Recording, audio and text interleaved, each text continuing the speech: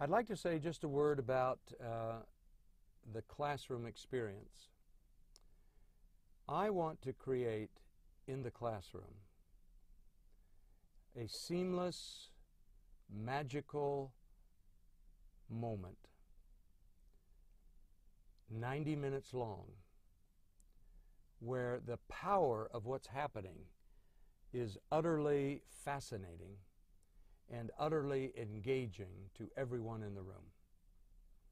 I frequently fall short of that standard, but for me, the idea of creating an experience where there's no tripping or tumbling or falling or interruptions or earthquakes that shatters that magical moment.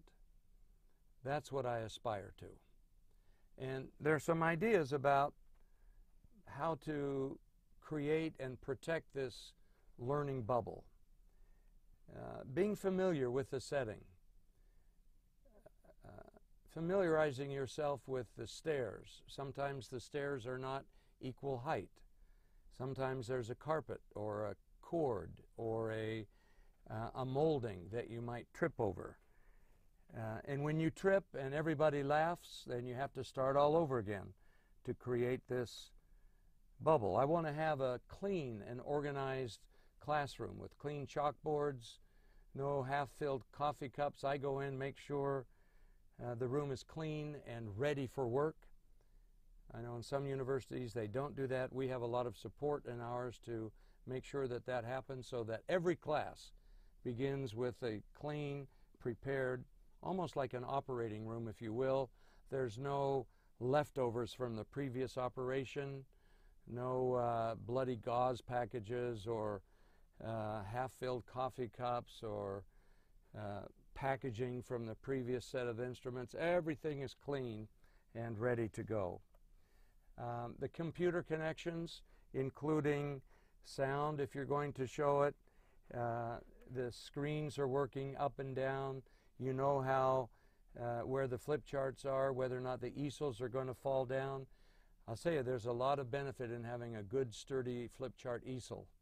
If you've got one of those flimsy jobs that have telescoping triangular legs, sometimes you write on them and the whole thing collapses and your bubble is broken and you have to start all over again.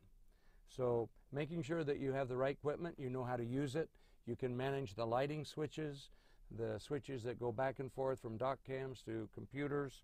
All of those things are critical to creating a seamless experience. Now, some people would say, as my mentor Tony Athos did, these are contingencies beyond reason. I don't think they're beyond reason, and Tony taught me this, if you want to create that kind of a high standard classroom where distractions bounce off because people aren't interested in them, where people aren't coming and going, you manage yourself in the room smoothly and without interruption or jerkiness. The topic and the contribution to that glowing, hanging globe in the center of the room is contributed to by everyone in the room, and everyone's paying attention to it. It's not about the instructor. It's not about the most outspoken student. It's about the issue in the room. And if you can focus on that and bring in multiple channels, multiple voices, multiple methodologies, and do that without stumbling, ooh, people walk out of that kind of a room and they say, wow, I want more of that. And I walk out of the room saying, I want more of that. And so I work very hard so the next class will recreate that. Doesn't happen all the time, but I work very hard to try to make that happen every time. So I invite you to think seriously about, can you create a seamless, high energy, high engagement, highly instructive educational experience every time you go into the classroom? It's a high standard, but it's one that I think we all should aspire to.